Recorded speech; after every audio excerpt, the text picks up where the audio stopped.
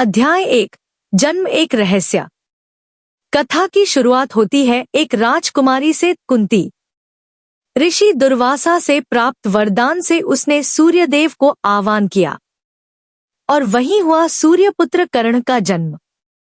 लेकिन विवाह से पूर्व मां बनी कुंती उस समाज से डरी और नवजात कर्ण को बहा दिया नदी में एक बक्से में बंद करके।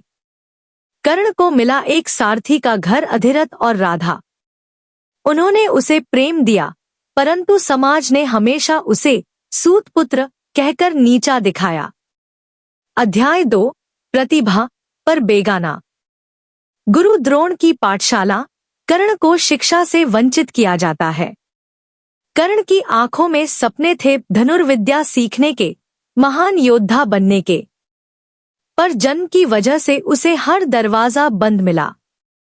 परशुराम के आश्रम। कर्ण ने अपनी पहचान छुपाकर गुरु परशुराम से विद्या पाई। लेकिन जब परशुराम को सच्चाई पता चली, उन्होंने शाप दे दिया, जब तुम्हें सबसे ज्यादा जरूरत होगी तब तुम्हारी विद्या काम नहीं आएगी। अध्याय 3 समाज का तिरस्कार। कर्ण ने जब अपने कौशल से अर्जुन को टक्कर दी तो पूछा गया, तुम कौन हो?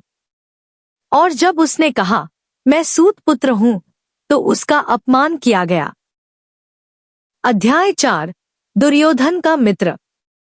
उस अपमान के बाद उसे हाथ बढ़ाकर उठाया दुर्योधन ने। उसने कर्ण को राजा बनाया, सम्मान दिया और मित्रता का वचन।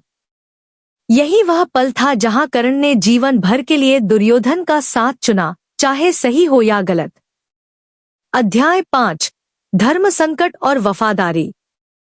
जब महायुद्ध आने को था, श्री कृष्ण ने कर्ण को उसकी सच्चाई बताई कि वह कुंती का पुत्र है, पांडवों का भाई। पर कर्ण ने कहा, मैं जन्म से पांडव हो सकता हूं, लेकिन कर्म से दुर्योधन का मित्र हूं। मां कुंती ने भी अपने बेटे को युद्ध से रोका, लेकिन कर्ण ने वादा किया, मैं अर्जुन को नहीं मारूंगा यदि वह मुझ पर पहले वार न करे। अध्याय 6 युद्ध और अंत। कर्ण ने भीष्म के पतन के बाद युद्ध में भाग लिया। उसके बाणों से अर्जुन भी डगमगाया, लेकिन नियति ने उसकी परीक्षा ली। युद्ध के बीच उसका रथ धंस गया और जब वह नीचे झुका, अर्जुन ने उसे मार दिया। कर्ण के मरने के बाद श्री कृष्ण ने युधिष्ठिर से कहा, तुमने जिससे युद्ध किया वह तुम्हारा सबसे बड़ा भाई था और तुमने सबसे श्रेष्ठ